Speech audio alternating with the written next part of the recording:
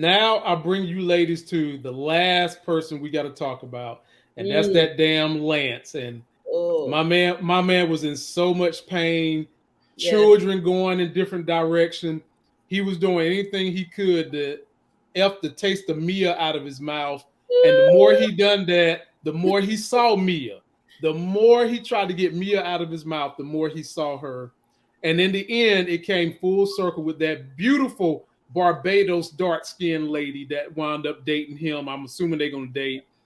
But they took him on a journey, Nita. They took him on a journey ride that involved him about to lose more family, and that was his own son, who was too afraid to come out to him that he came out to the godmama, which was Jordan. And Lance probably gave the response that a lot of men would give when they find out that their son is that way, especially men who are supposed to be high testosterone men. Yeah. He was like, hell to the no. And then he found those Doc Martens that had the glass bottoms on them in the closet. Found his wigs. Like, I will wear those. Right. So talk about the Lance LJ storyline and what you liked about it, what you didn't like, and what do you think they want? What do you think that they wanted us to see from that story? I think the correlation between LJ and Lance was the religion aspect of it. Okay. Yeah, I really feel like religion really shapes the mind of a lot of people, but definitely I want to say Black people. I'm gonna speak to my community because I know my community, and just like people don't want to see it, they want to act like it don't exist. It's not, whatever. But I think that's one of the character arcs that they really wanted to show with him, and I loved it. If there was no other character arc that I appreciated more, it was him and his prayer when he found out about his son being non-binary, meaning that I don't subscribe to society. Like somebody, like a man in the thing said, no, you can't be whatever you want to be. Because you have to be this because it's this. And like if you break it down into barriers, like it's like if you're not white, if you're not male, if you're not Christian, then you don't apply. Like you are nothing. Like Black women are nothing. Black men are nothing. They are male, but they are outside of the norm. But I'm not going to go into all that or whatever. So what I'm going to say is that I like introducing that whole, Lamont, why would you put that up there? I knew Best Man Holiday. I know. I just had to mess with you. That was my favorite part of Best Man Holiday. I know. That. I love you and a lot of people love this part right here. It was so. I like the part where Shelby was doing her thing stripping. I'm about to say that part. Look, y'all know like we didn't talk about that. She did her thing with that. She did her thing. So what a move. She did her thing to I wanna freak you. I wanna freak you. Jodeci, baby. Yeah. I love Shelby. And I like the way he told her you did your thing with the party because they were so worried that the party was gonna be whack, but he was like, "You did your thing." Yeah. Yes. But no. I'm gonna get back to my thing about this Lance and LJ thing. What I want to say is that I appreciate them highlighting them because it feels like it's a reality that baby boomers and everybody after them need to come into awareness with your children. We are in a different era. Things are different now. And so please respect people. That's it. Just respect people. Like when you're thinking about societal norms, what are you upholding? What are you upholding? Are you upholding white supremacy? How? Or do you want to be counted as a person just like everybody else? That's outside of white supremacy. I don't get what you're saying. How you upholding white supremacy with that? Because I mean, if you're talking about the Christian Bible and all that stuff, like you're upholding what they are upholding. You don't feel true to yourself. You can't be true to yourself. So yeah, but the more this is happening, the less Black people are producing. The more they keep putting us against each other, the less babies are being made. So I mean, I don't see the purpose, because the Black community is what? The ones that's gonna rise to the top, they're gonna rise to the top, but it's more. I kind of disagree. It's more than enough at the bottom that aren't doing anything. So I don't know. Well, Moochie, your point. What you got about Lance, the storyline, LJ, Lance out here hitting anything that moved that got a donkey booty? What you got? He was hurt. Like I said, he was hurt. And even if, like, how can I say it? He the way I saw it, this is the way I interpreted it. I felt like when he was doing what he was doing, like hitting off all these girls, he was getting a couple of minutes with his wife. Like he would get like those couple of minutes where you see how he was fantasizing about her and he would see a vision of her. And I think he was chasing that high. I think when he was around his children, it made him think about his wife, which sunk him in a deeper depression. That's why he was just basically, he wasn't even living at the house in the beginning. He was like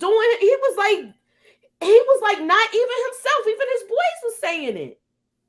Mm-hmm. So I don't know if it was, did he get to do all the things he didn't do when he was in college because he was in that serious relationship. I get all of that, but with the other thing, with as far as his son, I understood what he was saying with that. I didn't like the fact that he went through his room like that. I know it's his house, because I had somebody say that to me when we were watching it. Like, that's his house, but you still in this boy's room, and he's hiding that part of his life from you. And then you're gonna tell him he can't wear those clothes? He already working. He was already working with not Candace. He was already working with Nia Long's character. Jordan. He was working with her as an intern and things of that nature, where he was like, look, let me just keep this part of my life separate. Remember, he was coming in the uniform where he was trying to keep everything separate. And he was just like, you know what? This is it. This is me. And I get it. I totally get it. But I'm just, I just feel like I'm not trying to hide it. I'm just tired of them trying to force it down our throats. That's my problem with it. I accept it. I have people in my family like that. So it's not saying that. I'm just tired of seeing it. I'm just tired of them trying to force it down our throats. Every show we watch, they show that angle. The only show that we watch so far that hasn't showed that angle is BMF. It's coming. Tell me if I'm wrong. Oh yeah, it's probably coming. It's probably coming when they go to Atlanta. Hold on. I know people can try to take what Moochie is saying and make it negative, but I think for some people it may feel performative. That might be another way. You know what I mean? That some people might feel like it's performative. I like how Monique is trying to make it sound soft. You know, Monique is the politician today. She's going to use terms to make it sound endearing. Okay. I want to ask you a question when you get. Oh, go ahead, Moochie. What did y'all think of the son wishing death on his father? Woo! Like nobody's talking about that. That was a little harsh. Nobody's talking like that. He was actually saying, "I wish you was the parent that died and not my mom." It was harsh. Don't get me wrong. It was harsh, but sometimes it should be real. It'd be like, God damn, why did you have to be the one to? I'm just saying. I'm in that boat. I'm in that boat too. I'm gonna be very honest. as a child, I've had thoughts of if I had to lose a parent, which parent. I've had those thoughts. I'm not saying it's right, but the thought has crossed my mind. Like, damn, which parent would be harder? I don't know, but I think he was. You want to hear something? That he was upset. There was emotions involved, and I'm not saying it was right. It was wrong because certain things you don't say you can never take back. So I don't approve of him saying that, but I just think his emotions. I would never say it because there's certain things you can never take back. Right? You want to hear something? This is my life. My mother died when I was like 25. My sister was 14. But my mother prepared us for like, it might just be us one day and not your father. Mm-hmm. And it went the other way. My mother got sick.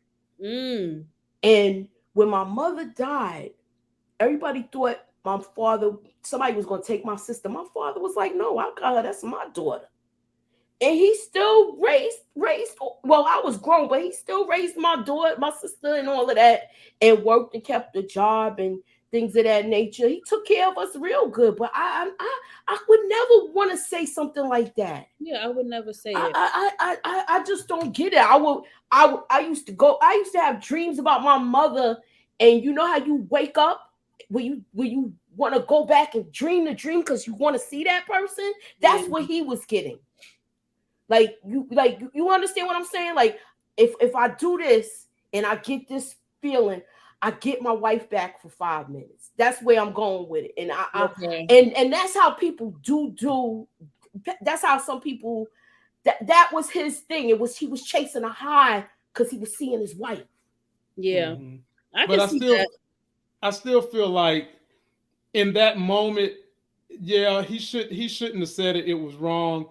But at the same time, it's kind of wrong for the dad to not even want to have a discussion with his son about the way he's feeling and just say, you're not going to do it. You can't do it this way. When individuals who feel like they're non-binary or they want to be trans or or they're gay, individuals who feel like that is the ultimate thing that they have to hide from everyone, the biggest secret, and pretty much nothing else matters. And Lance didn't even want to have an honest discussion about it. When he prayed that he knew Mia, his wife, he knew she would have known how to handle the situation. Right. Yeah. And of course, the son knew out the gate, Mama would have been accepting of all this. Right. And Dad isn't. And so I think the father knew that, though. I think Lance knew that. He knew that his wife would have knew how to handle the situation. She would have knew how to talk to him. She would have knew that. And he was kind of angry that he had to deal with the situation on his own. I don't like that he went in his closet and took all of that stuff out and told him that. I that part I didn't like. I just feel like if that's the way, the life that you want to live, I still love you. You're my kid. Right. Mm-hmm. But it's just, I'm not trying to. I know you said, Nita, like people want to act like it don't exist. I do not want to act like that. Let me just make that clear. I don't want to act like it doesn't exist. I'm just tired of being shoved down our throats. That's it. But to Nita's point, and I've said this over and over again.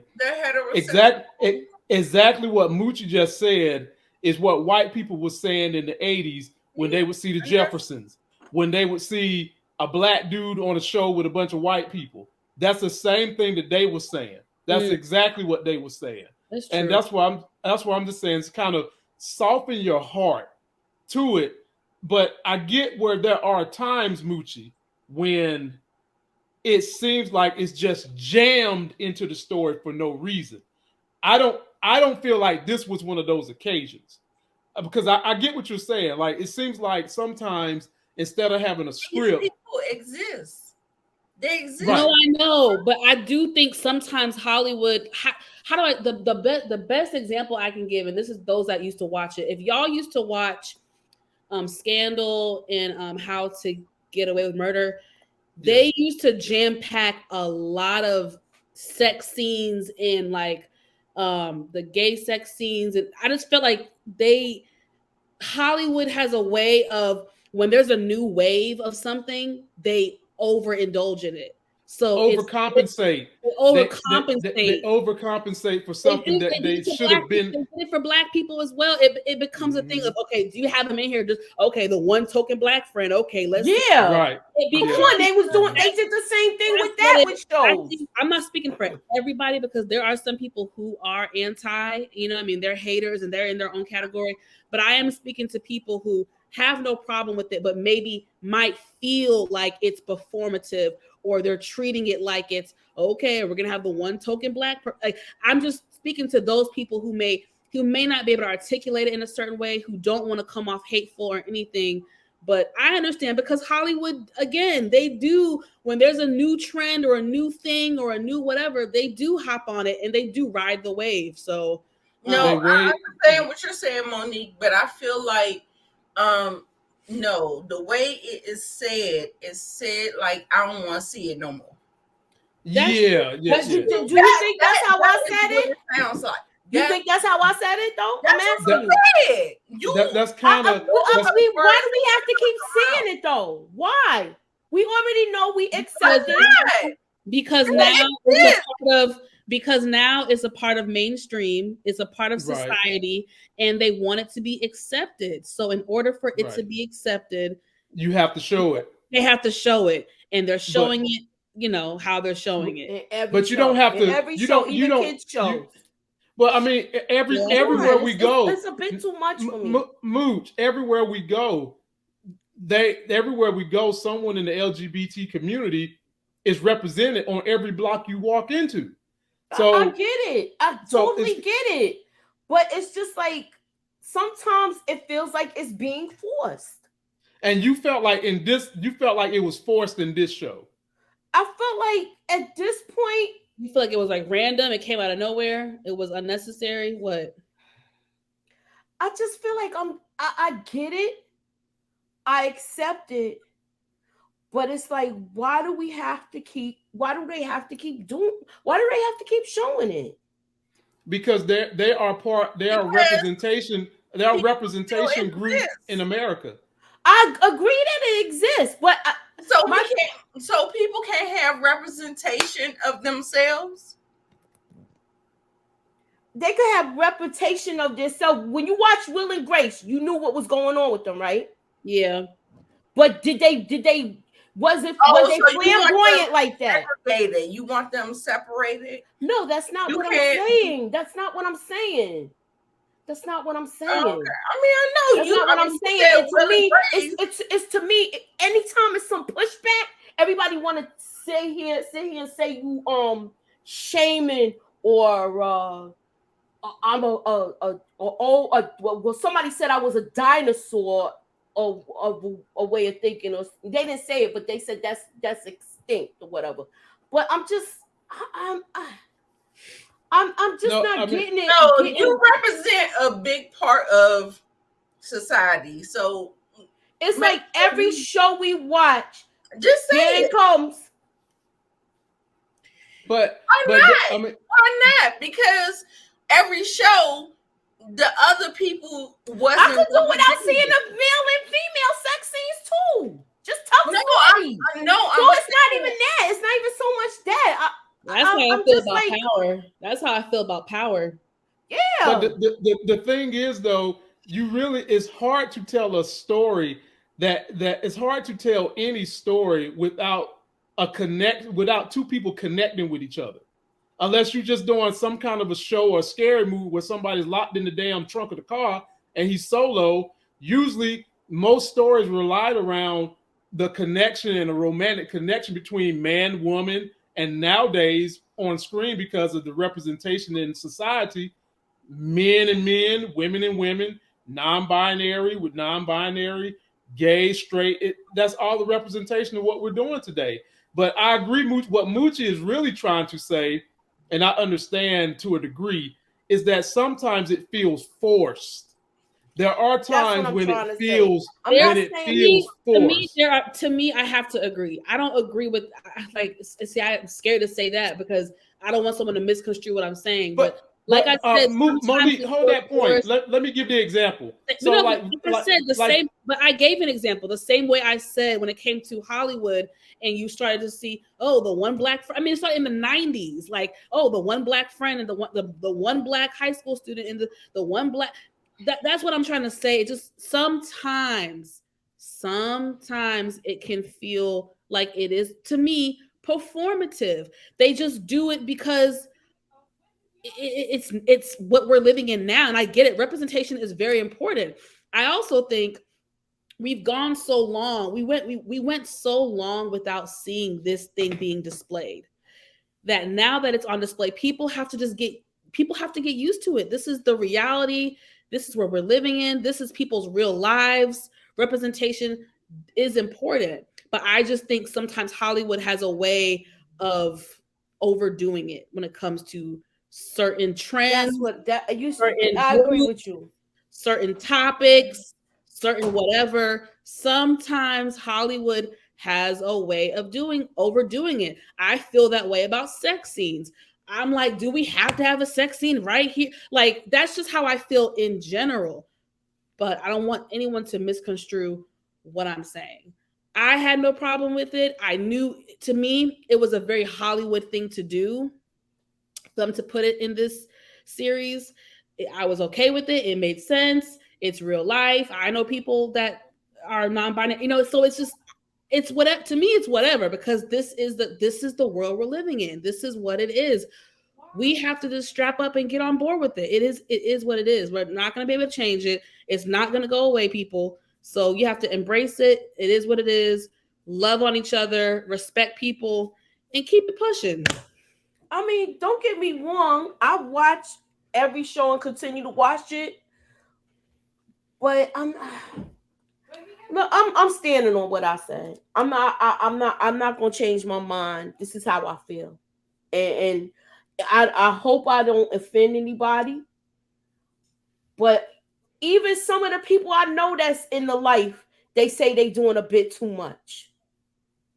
That they doing a bit too much. Like the low key people, they don't do all of that. Even people that I know that's in the life, that's living the LGBT life, they be like, oh no, that's a little bit too much. They be doing a little bit too much, especially the older ones.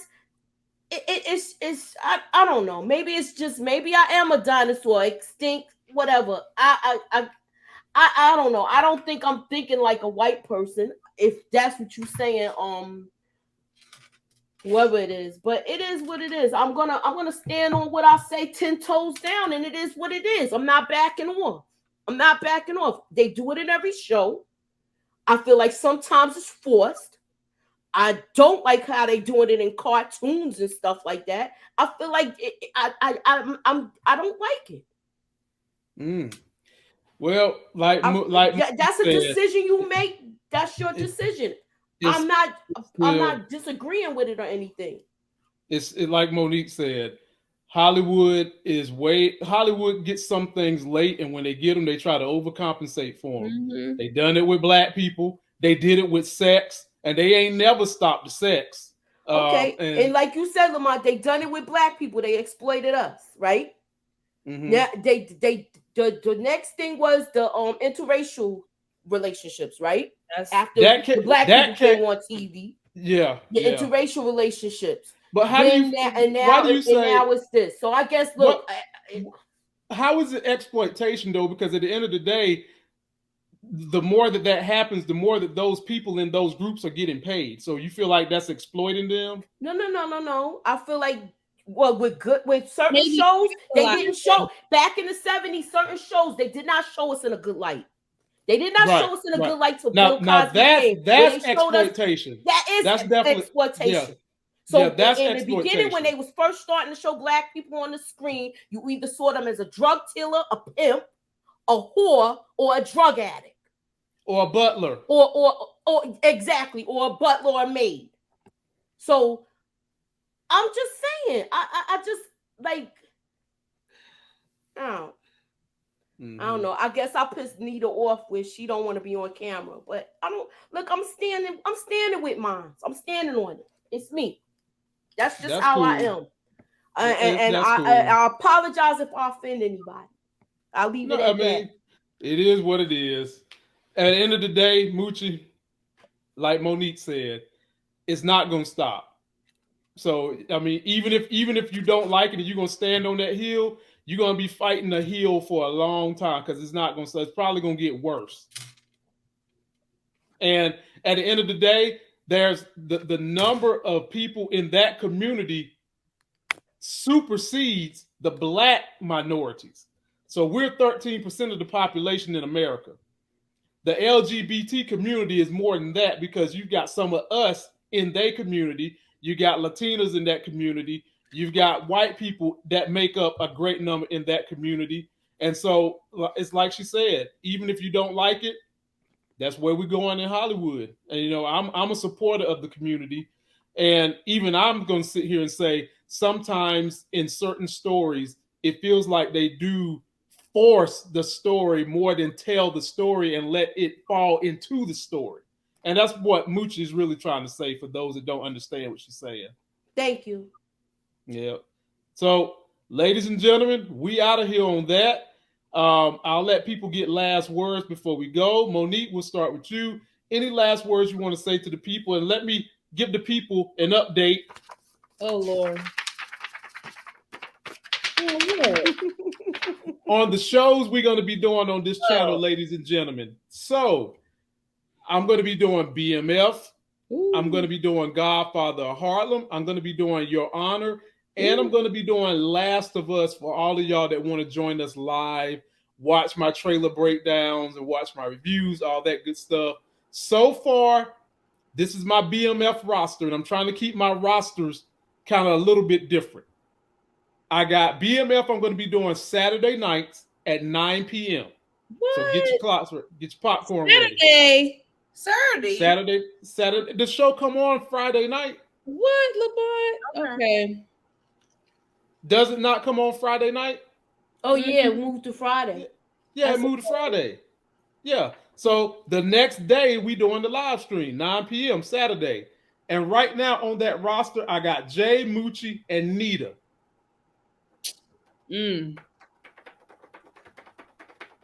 Okay. Godfather of Harlem. The only person on that roster for Godfather of Harlem right now is Larry. Anybody else want to join Larry? You need to be on that panel.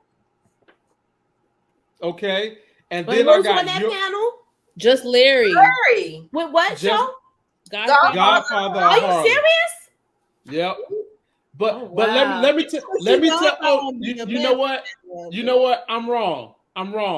I lied to y'all. What happened? It's Larry, and Miss K. Those are the two on that panel so far. Ooh. Okay. And there's likely going to be two mystery people joining that panel. Okay, two mystery people. And what night is that? That is Monday nights at 9 p.m. Oh my God, Lamont, you gotta send the schedule to me because you gotta send it. I'm a Monday night girl, and you're changing. So, okay. Look, I'm just doing it based on how the shows go. Okay. You know how I can get it in, and then Your Honor is going to be Sunday at 4 p.m. And as of right now, the only person on that panel is Moochie, me, possibly Jay and Crystal. That's that panel. And then, go ahead. No, I was just asking for what? That was Your Honor. I want to be on Your Honor. You watched the first season? Whoa, cut. I want to be on something shit. I ain't on nothing right now, child. Okay. I'm making my little list. I watched Your Honor. I can be on that. Okay. So Moochie. That's a Wednesday, right? No, it's Sunday at 4 p.m. Oh. You ain't gonna be able to do that.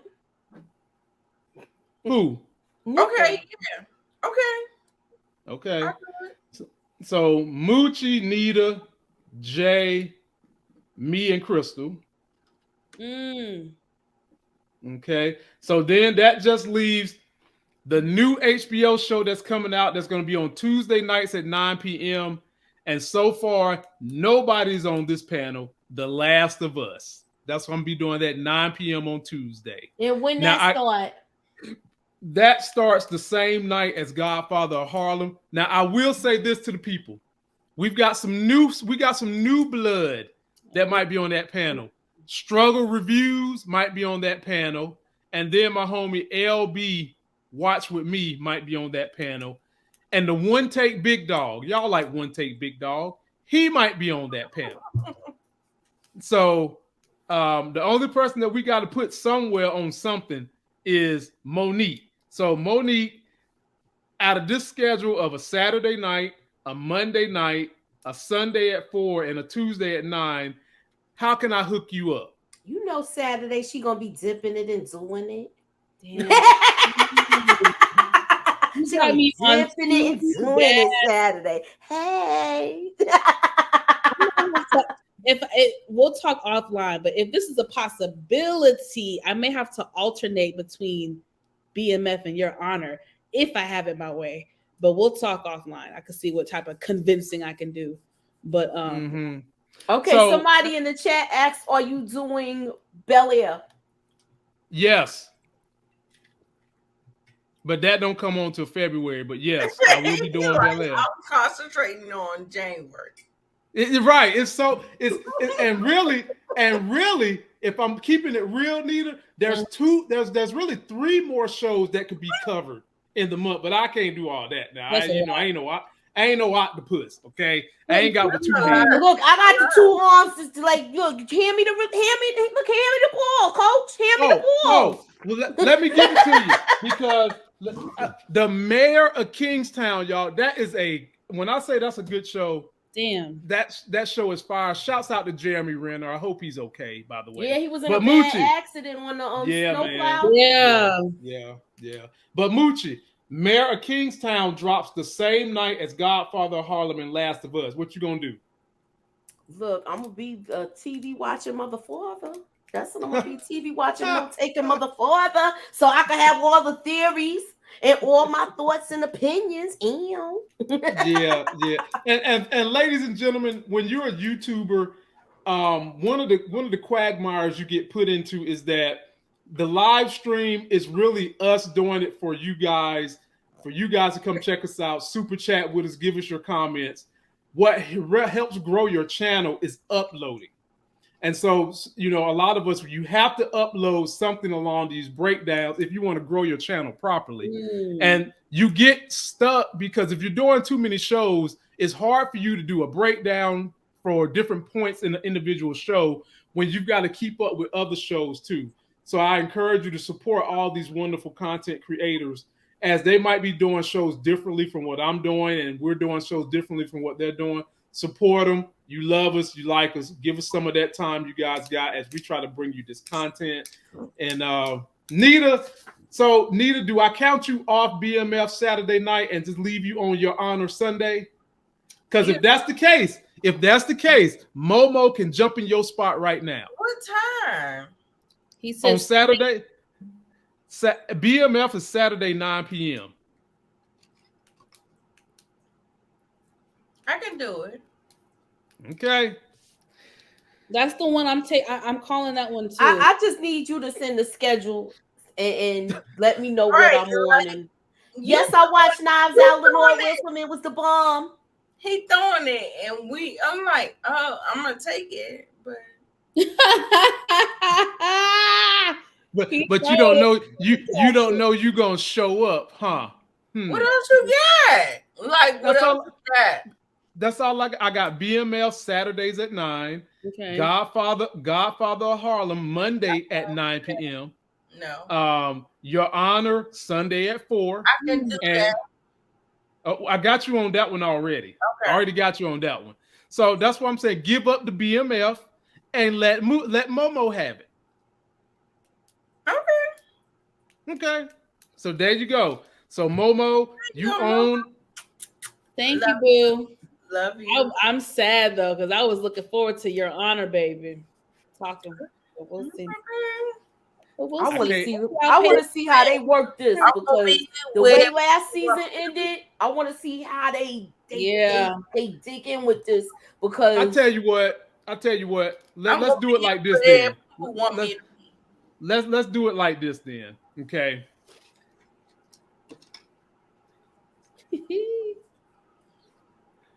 Of the two shows between Your Honor and BMF, which one of those two shows with just you three women, which one of those do you think deserves to be played twice in a week?